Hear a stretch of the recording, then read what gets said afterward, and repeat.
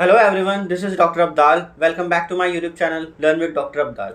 So last video में मैंने आपके साथ बाइनरी ऑपरेशन डिस्कस करा था और उसके साथ मैंने closure property, associativity, identity, existence of identity and inverse क्या होता है ये डिस्कस करा था कि किसी भी सेट एस में जिसके पास बाइनरी ऑपरेशन है कोई, उसके पास ये सारी चीज़ें होती हैं कि तो कैसे होती हैं. फॉर एग्जांपल क्लोजर प्रॉपर्टी होती है तो कैसे होती है, एसोसिएटिविटी होती है तो, एंड आइडेंटिटी और इन्वर्स, ये सब चीज़ें मैंने डिस्कस कर ली. अब इन्हीं के बेसिस पे हम कुछ आज नई चीज़ें पढ़ेंगे, जैसे कि यहाँ लिखा है अलजेब्रिक स्ट्रक्चर्स.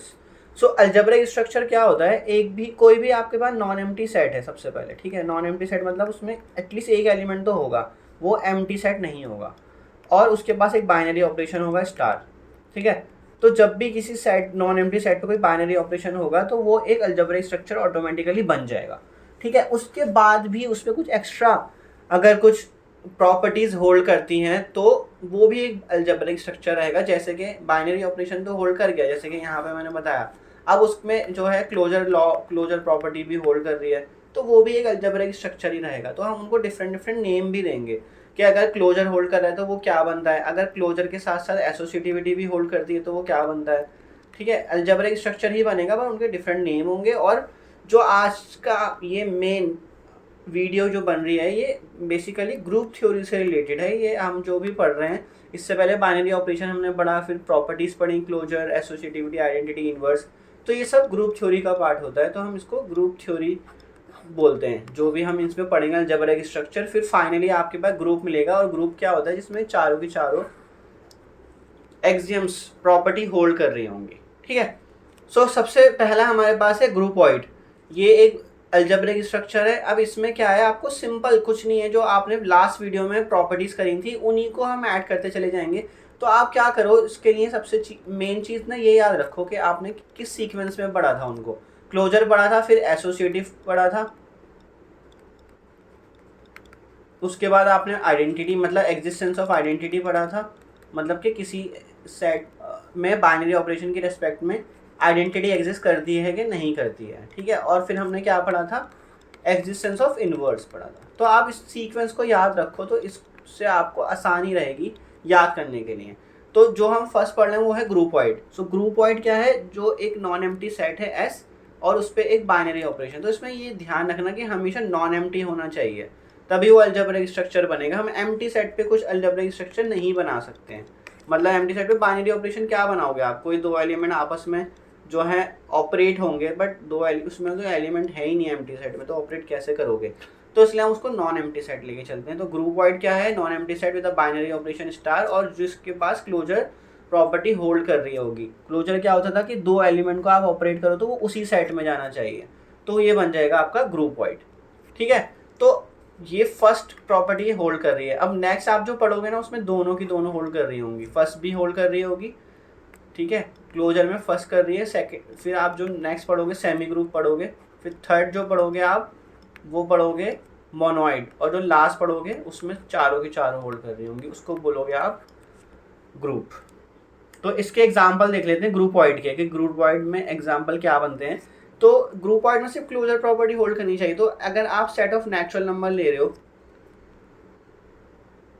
और उस पर आप बाइनरी ऑपरेशन प्लस ले रहे हो, तो किन्हीं दो को भी नेचुरल नंबर को ऐड कर तो उसी में जाता है, तो क्लोजर इस पे होल्ड करता है, तो ये ग्रुपॉइड है. एंड अंडर मल्टीप्लिकेशन, ये भी एक ग्रुपॉइड है. दो नेचुरल नंबर को मल्टीप्लाई करो तो वो उसी में जाएगा एन में, तो ये ग्रुपॉइड का एग्जाम्पल हो गया. फिर consider the set z of integers with multiplicative binary operation, मतलब z अंडर मल्टीप्लिकेशन ले रहे हो, तो ये भी एक ग्रुपॉइड बनेगा. दो इंटीजर्स को मल्टीप्लाई कर लो, वो इंटीजर ही रहेगा. फिर देखो नेक्स्ट है हमारे पास सेमी ग्रुप. तो सेमी ग्रुप के लिए क्या है, एक नॉन एम्प्टी सेट है, उस पर कोई बाइनरी ऑपरेशन है और उसके पास क्लोजर भी है और उसके पास एसोसिएटिव भी है, दोनों प्रॉपर्टीज़ हैं. तो ये जो सेट आपका बनेगा ये सेमी ग्रुप बनेगा. मतलब कि जो आपका मेन आप जो ग्रुप पढ़ने जा रहे हो, जो ग्रुप थ्योरी मैंने नाम लिया था स्टार्टिंग में, उस ग्रुप की चार प्रॉपर्टी होती हैं. तो इसमें क्या हो रहा है, सेमी ग्रुप इसमें हाफ प्रॉपर्टीज़ की होल्ड कर रही है, मतलब क्लोजर भी हो रहा है और एसोसिएटिव भी हो रहा है. तो इसके कुछ एग्जांपल देख लेते हैं कि सेमी ग्रुप कब बनता है. तो फॉर एग्जांपल आपने अभी जो पीछे लिया था ग्रुपॉइड के लिए, तो एन अंडर एडिशन, तो इसमें क्लोजर तो होल्ड करता है, एसोसिएटिव भी करता है. मतलब कि आप किन्हीं थ्री नेचुरल नंबर्स को उनकी ग्रुपिंग चेंज करके अगर ऐड करो तो सेम रिजल्ट ही देगा, ठीक है। तो ये एसोसिएटिव। एन अंडर मल्टीप्लिकेशन, ये भी एसोसिएटिव होगा, क्योंकि आप तीन नेचुरल नंबर को अगर मल्टीप्लाई कर रहे हो, ग्रुपिंग चेंज कर रहे हो उनकी, तो भी रिजल्ट आपका सेम ही रहेगा, तो ये एसोसिएटिव भी हो जाएगा। अब जो एसोसिएटिव नहीं होता है, तो हमने क्या लिया, सेट ऑफ इंटीजर्स, और बाइनरी ऑपरेशन हमने क्या ले लिया, सब्ट्रैक्शन। तो इसमें एसोसिएटिविटी क्यों होल्ड नहीं करती, जैसे कि एग्जांपल भी दिया गया है आपको, ए की वैल्यू 10 ले ली, बी की 5, सी की 2। तो कैसे अप्लाई करते हैं, आपको याद होगा एसोसिएटिविटी में ए स्टार बी स्टार, स्टार मतलब एक जर्नल नोटेशन लेते हैं। अब ग्रुपिंग चेंज कर दो, पहले ए बी को करा तो स्टार को चेंज कर दो, ए माइनस बी माइनस सी, और यहाँ पे कर दो ए माइनस, फिर बी माइनस सी साथ में कर दिया। अब ए की वैल्यू 10 है, बी की वैल्यू 5 है, सी की वैल्यू 2 है, ए की वैल्यू 10, बी की 5, सी की 2। अब इसको सॉल्व करते हैं, तो लेफ्ट हैंड साइड क्या आएगा आपका, लेफ्ट हैंड साइड आएगा 5 माइनस 2, तो ये आ गया 3, और राइट हैंड साइड क्या आएगा 10 माइनस 3, तो ये आ जाएगा 7। तो ये दोनों इक्वल नहीं हो रहा है, तो यहाँ पे एसोसिएटिविटी फेल कर गई। तो ये एक एग्जांपल है जो कि क्या है, जो कि सेमी ग्रुप नहीं बन रहा है, ठीक है। उसके बाद है आपकी नेक्स्ट अलजेब्रिक स्ट्रक्चर है मोनोइड।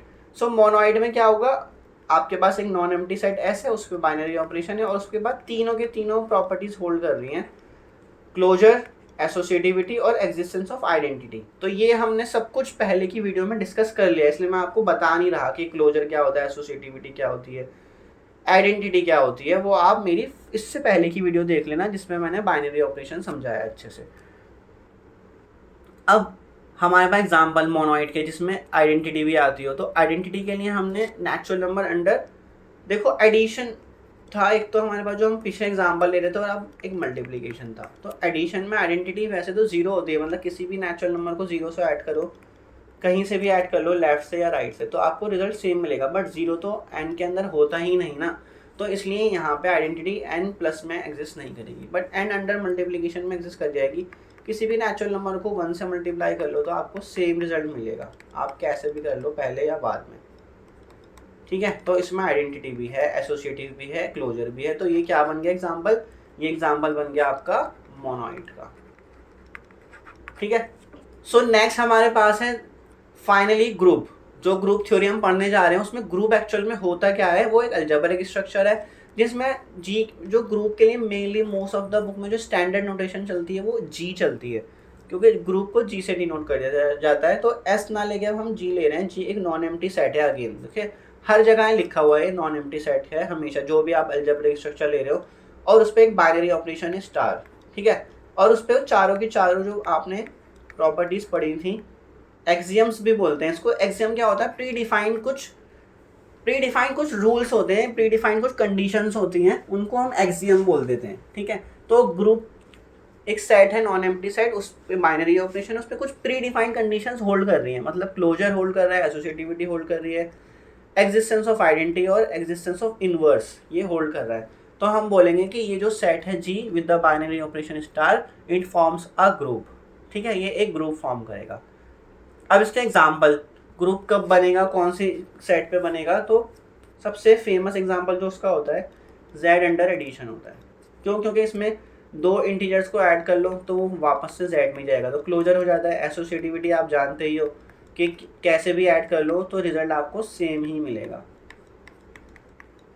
और आइडेंटिटी क्या होता है, उसमें 0 होता है, ये भी होल्ड करता है हमेशा। और ये फर्स्ट हो गई property, second, third and fourth. और ये याद रखना है हर एक एलिमेंट के लिए करता है, A B C belong to Z, A comma B belong to Z. मतलब अब ऐसा नहीं कि कोई एलिमेंट छोड़ दोगे तो उसके लिए ज़रूरी नहीं है होल्ड कराना, आपको सारे एलिमेंट के लिए होल्ड कराना ज़रूरी है जो भी प्रॉपर्टी है। तो ये भी for all A belong to Z, मतलब ये चीज़ होल्ड करनी चाहिए जेड के हर एक एलिमेंट के लिए। और लास्ट हो जाता है इनवर्स, मतलब ए का इनवर्स माइनस ए होगा, या माइनस ए का मतलब 5 का इनवर्स तो -5 है, -5 ऐड करो तो आइडेंटिटी मिलेगी। इनवर्स का यही तो होता है फंडा कि अगर आपने कोई एलिमेंट ए लिया उसका इनवर्स क्या होगा, -a होगा, और वो ऐड करने पे आपको क्या देगा, वो आइडेंटिटी देगा जो आपने आइडेंटिटी लिया है 0 एलिमेंट। तो ये भी हर एक एलिमेंट के लिए होना चाहिए, ऐसा नहीं कि कोई एलिमेंट छूट जाए। अगर एक भी एलिमेंट का इन्वर्स एग्जिस्ट नहीं कर रहा, मतलब कि सारे एलिमेंट का कर रहा है और एक एलिमेंट आपको ऐसा मिल गया जिसका इन्वर्स एग्जिस्ट नहीं कर रहा, तो ये ग्रुप नहीं बनेगा फिर, ठीक है। लेकिन इस केस में सबका मिल रहा है इन्वर्स, तो ये ग्रुप बन जाएगा, ठीक है। ये बहुत फेमस एग्जाम्पल है ग्रुप का, बेसिक यहीं से स्टार्ट होता है ग्रुप बनाने के लिए। अब हमने 4 प्रॉपर्टी जो पढ़ी थी, closure, associativity, existence of identity, existence of inverse. अब उसमें एक और आती है 5th, वो है कम्यूटेटिविटी। तो कम्यूटेटिविटी मैंने आपको पहले इसलिए नहीं कराया क्योंकि वो इन सब में यूज़ नहीं होती है, वो एक्स्ट्रा प्रॉपर्टी होती है, एक तरह की एक्सियम बोल लो उसको। तो ये क्या होता है, एक आपके पास बाइनरी ऑपरेशन है किसी सेट के ऊपर, एस के ऊपर, ठीक है।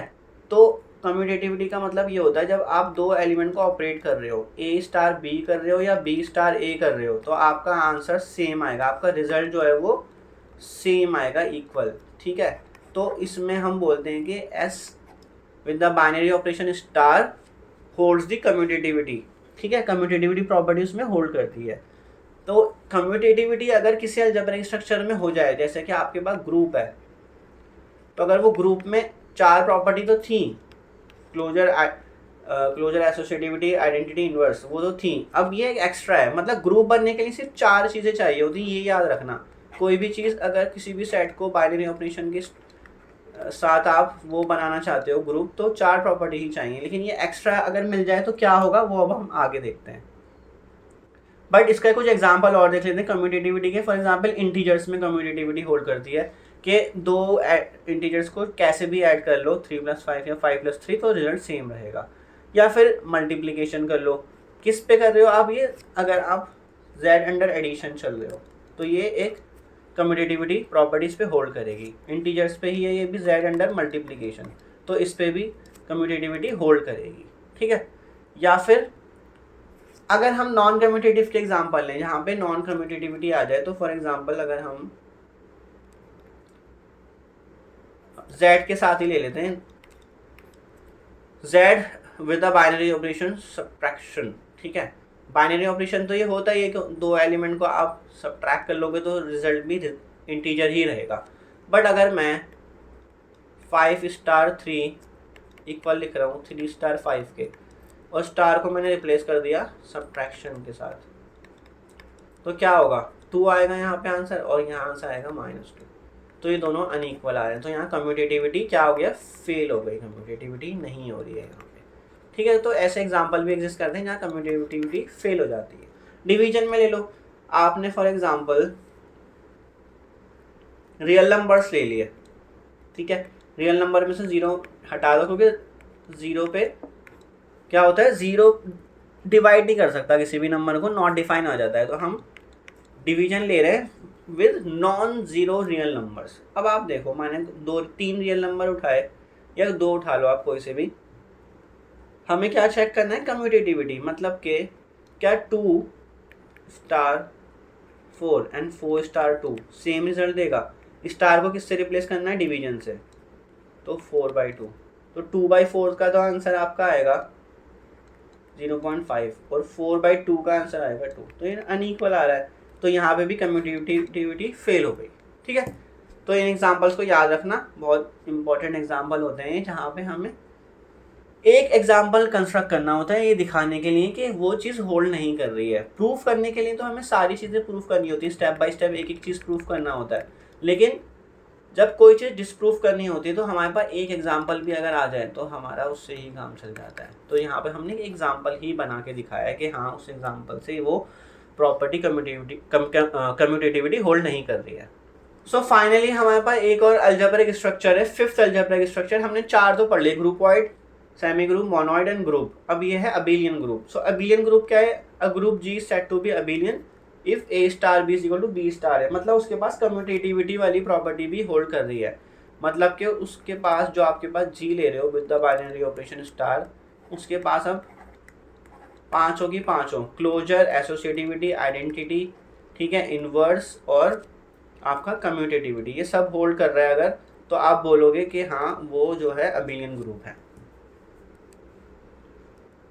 सो एग्जाम्पल के लिए अबेलियन ग्रुप जो है वो Z+ है आपके एग्जाम्पल। इसमें चारों प्रॉपर्टी हमने दिखाई दी थी कि होल्ड करती हैं, और कम्यूटेटिविटी पिछली वाली स्लाइड में मैंने दिखा दी कि आप A+B करो या B+A करो, ये हमेशा कम्यूट करेगा। तो ये कम्यूटेटिविटी प्रॉपर्टी हो गई, तो ये अबेलियन ग्रुप बन गया Z अंडर एडिशन।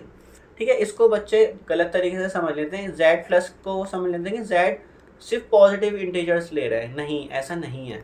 इसको ऐसे लिखा जाता है Z कॉमा प्लस। ठीक है, ये मैंने पिछली वीडियो में भी बताया था। या फिर Z सेमी कॉलन प्लस, मतलब Z under the binary operation plus.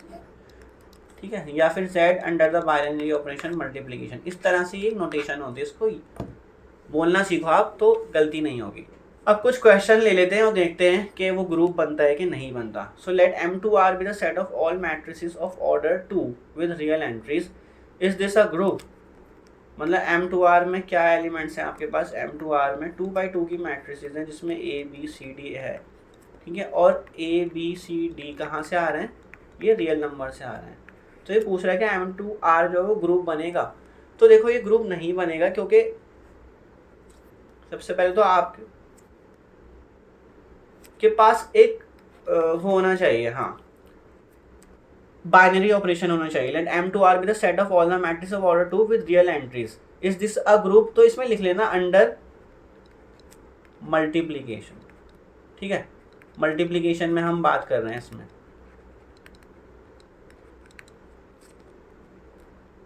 तो मतलब हम ये बात कर रहे हैं जो यूजुअली आप मैट्रिक्स को मल्टीप्लाई करते हो ना, वो आप बात कर रहे हो।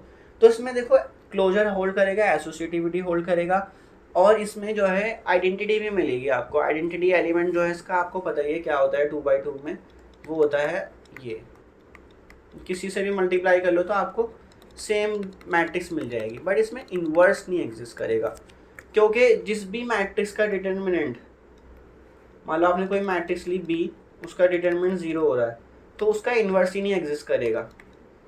ठीक है, इन्वर्स ही नहीं एग्जिस्ट करेगा। तो किसी भी मैट्रिक्स को जब उसके इन्वर्स से मल्टीप्लाई करते हो ना, तभी आपको आइडेंटिटी मिलता है, किसी भी साइड से कर लो। ठीक है ना, और यही तो डेफिनेशन होती है इन्वर्स की, कि आपके पास एक ऐसा एलिमेंट होना चाहिए A स्टार A डैश या A डैश स्टार A, कि आपको आइडेंटिटी एलिमेंट मिल जाए।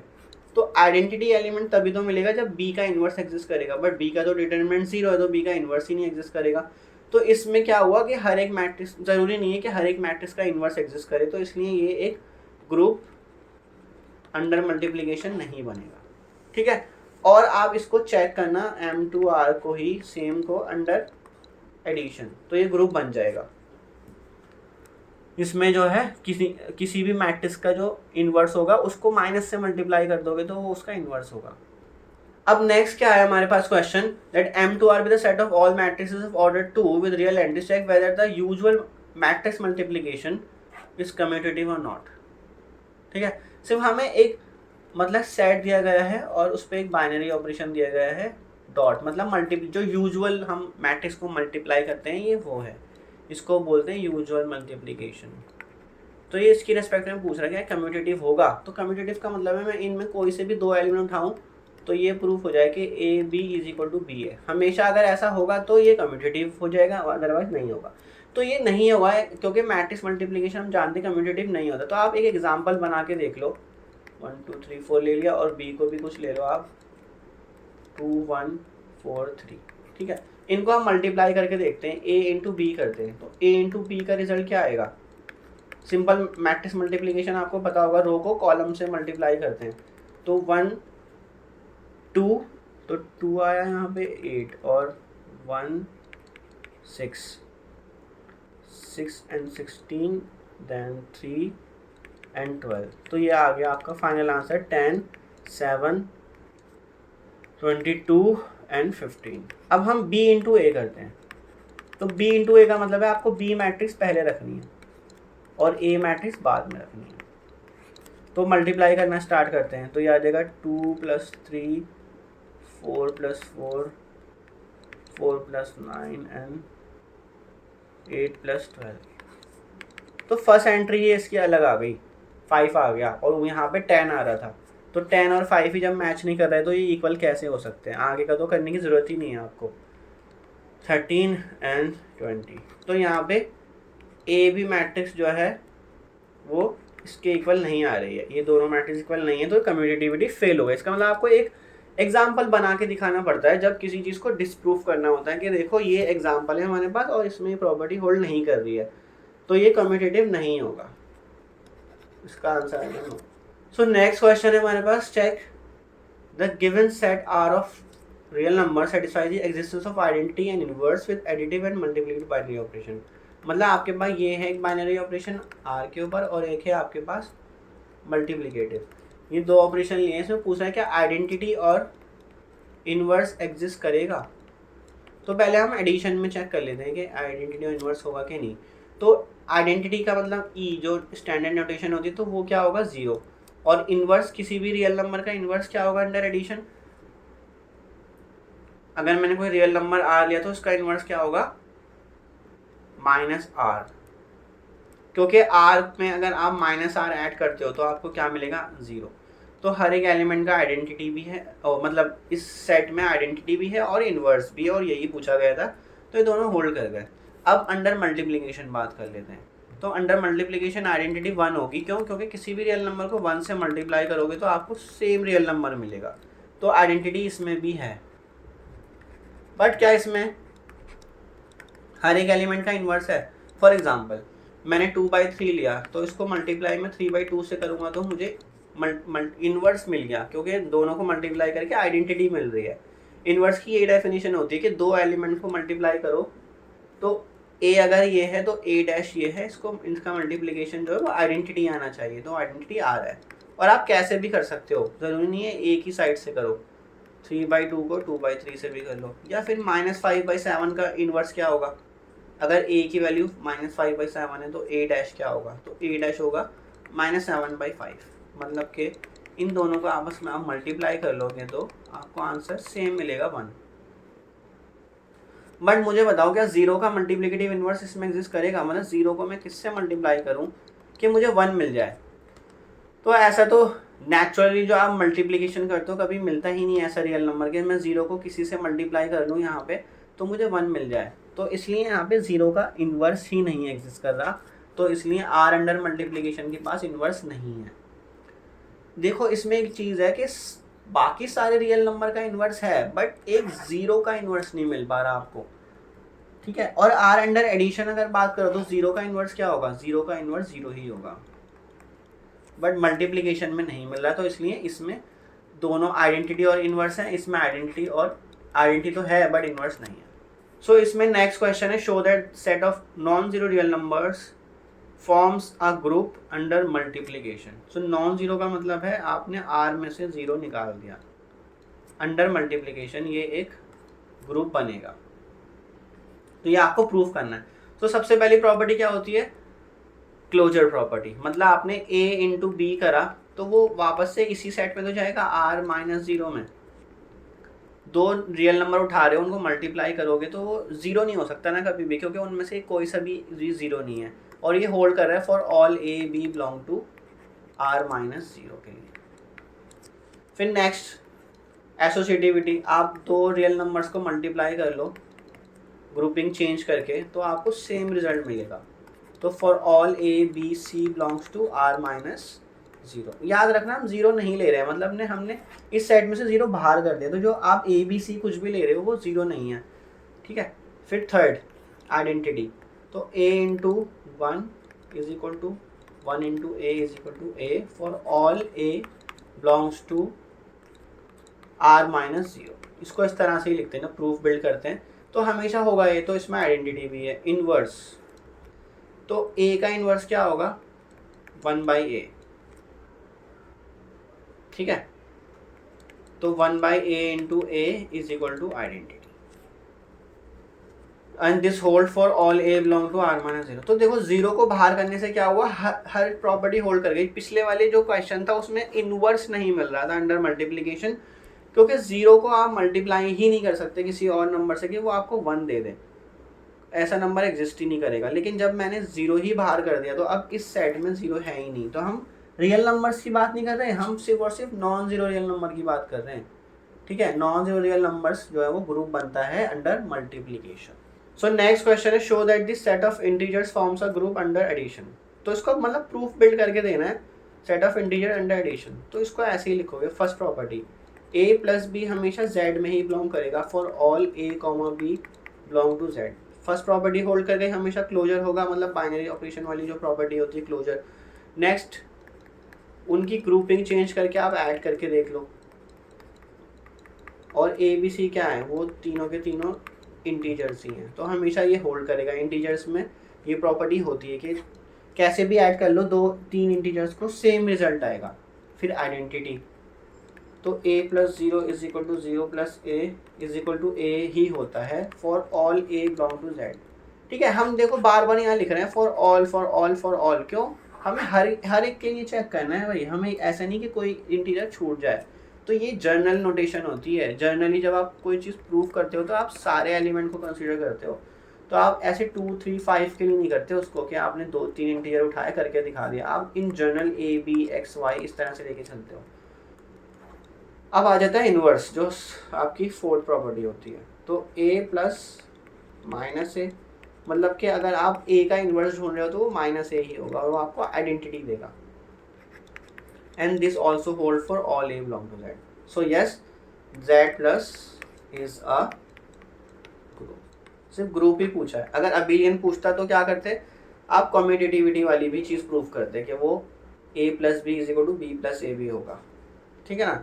अगर आपसे अबिलियन ग्रुप के बारे में पूछा जाता कि z प्लस क्या अबिलियन ग्रुप बनेगा, तो आप ये वाली प्रॉपर्टी करते हैं, a plus B is equal to B plus A for all A B belong to z। So ये अबिलियन भी बनेगा वैसे। सो आज की वीडियो में बस इतना ही। आई होप आपको अलजेब्रिक स्ट्रक्चर समझ आ गए होंगे कि ग्रुपॉइड क्या होता है, semi group, monoid group, abelian group, ये सब क्या होता है, और किस तरह से बाइनरी ऑपरेशन अप्लाई करके किसी सेट पे हम चेक कर सकते हैं कि वो ग्रुप बनता है कि नहीं बनता है।